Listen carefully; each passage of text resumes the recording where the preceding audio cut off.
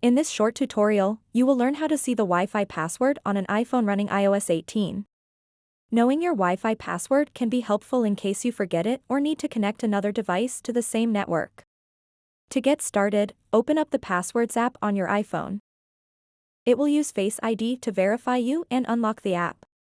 Then tap Wi-Fi.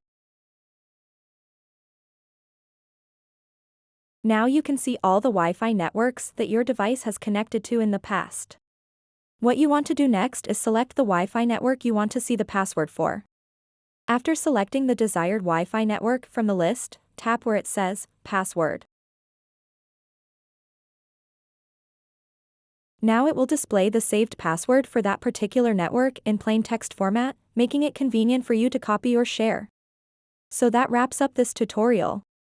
If you have any questions about this whole process, please let me know in the comments section below.